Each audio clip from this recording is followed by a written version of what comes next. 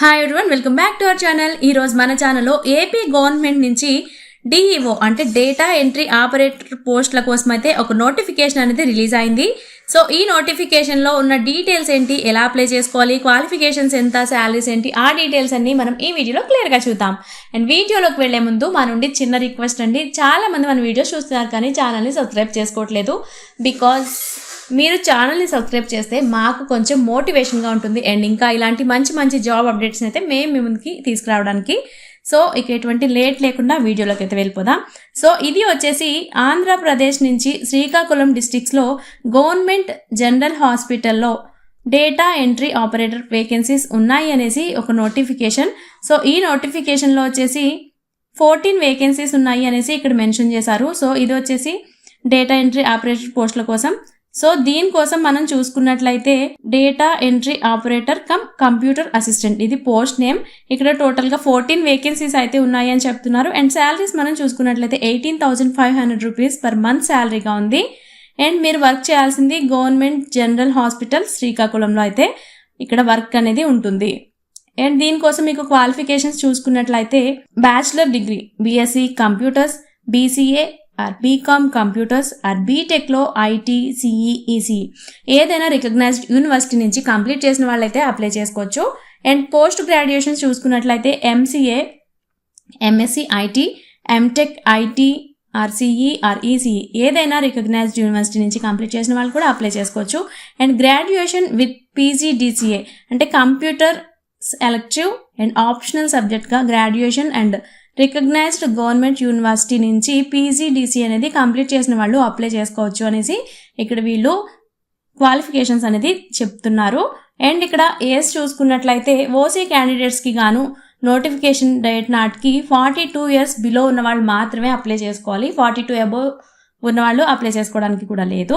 And EWS, SC, ST and BC క్యాండిడేట్స్కి చూసుకున్నట్లయితే 47 years age ఉన్న వాళ్ళు అయితే అప్లై చేసేసుకోవచ్చు.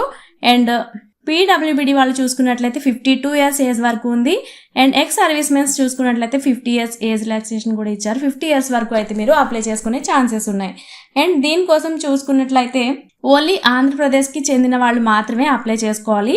అండ్ 4th to 10th వరకు ఏపీలో చదివిన లేదా తెలంగాణ నుంచి 2014 నుంచి 3 years లోపు ఆంధ్రాకి వచ్చేసిన వాళ్ళు కూడా దీనికైతే అప్లై చేసుకోవడానికి అవకాశం ఉంది అనేసి చెప్తున్నారు. అండ్ మీరు ఆంధ్ర వాళ్ళని చూపించుకోవడానికి 4th నుంచి 10th వరకు అయితే స్టడీ సర్టిఫికేట్స్ లేదా ఎంఆర్ఓ నుంచి వచ్చిన రెసిడెన్స్ సర్టిఫికేట్ కూడా మీరు ఇక్కడ సబ్మిట్ చేయాల్సి ఉంటుంది అనేసి ఇక్కడ మెన్షన్ చేశారు. అండ్ అప్లికేషన్ ఫీజెస్ అనేది చూసుకున్నట్లయితే ఓసీ క్యాండిడేట్స్కి గాను 500 రూపీస్ అప్లికేషన్ ఫీజ్గా ఉంది. And SC, ST, BC, EWS and PWBD and ex service మెన్స్కి గాను చూసుకున్నట్లయితే 300 రూపీస్ ఎగ్జామ్ అప్లికేషన్ ఫీజ్గా ఉంది. అండ్ దీన్ని వచ్చేసి మీరు hospital development society GGH Srikakulam పేరిట అయితే డిమాండ్ డ్రాఫ్ట్లో అయితే ఈ అమౌంట్ అనేది మీరు సెండ్ చేయాల్సి ఉంటుంది, పే చేయాల్సి ఉంటుంది. అండ్ ఇది వచ్చేసి మీరు August 28th, 2025 ఈ డేట్ లోపు అయితే మీరు ఈ ఫీజు అనేది చెల్లించాలి. అండ్ సెలక్షన్ ప్రాసెస్ మనం చూసుకున్నట్లయితే ఏపీ గవర్నమెంట్ డిఈఓ రిక్రూట్మెంట్ 2025లో ఇక్కడ స్టేజ్ 1 చూసుకున్నట్లయితే స్క్రీనింగ్ టెస్ట్ ఉంటుంది. అండ్ ఇక్కడ 60 marksకి గాను. సో ఇక్కడ క్వాలిఫై అయిన వాళ్ళు సెక్షన్ 2కి అయితే వెళ్తారు. ఇక్కడ 1:4 ఈ ఈక్వేషన్లో అయితే క్యాండిడేట్స్ని సెలెక్ట్ చేయడం జరుగుతుంది. అండ్ నెక్స్ట్ చూసుకున్నట్లయితే computer proficiency test CPT test, ఇది కూడా 60 marksకి ఉంటుంది. And NIC and Srikakulam districts నిర్వహించే ప్రాక్టికల్ టెస్ట్ ఉంటాయి ఇక్కడ. అండ్ మార్క్స్ వెయిటేజ్ చూసుకున్నట్లయితే రైటింగ్ టెస్ట్లో 60% వెయిటేజ్ ఉండాలి.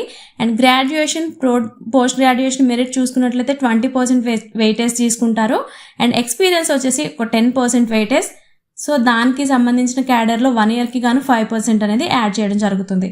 అండ్ ఇంటర్వ్యూకి గాను 10% వెయిటేజ్ ఇస్తారు. సో డిస్ట్రిక్ట్స్ వైజ్గా అభ్యర్థుల్ని అంటే లోకల్ క్యాండిడేట్స్కి, లోకల్ డిస్ట్రిక్ట్స్ వాళ్ళకి కొంచెం ఎక్కువ ఎక్స్ట్రా ప్రిఫరెన్స్ కూడా ఇస్తారనేసి ఇక్కడ చెప్తున్నారు. సో డెఫినెట్గా మన ఆంధ్రాలో ఉన్న అన్ని డిస్ట్రిక్ట్స్ నుంచి అయితే అప్లై చేసేసుకోవచ్చు, దీనికోసం ఎటువంటి ప్రాబ్లం లేదు.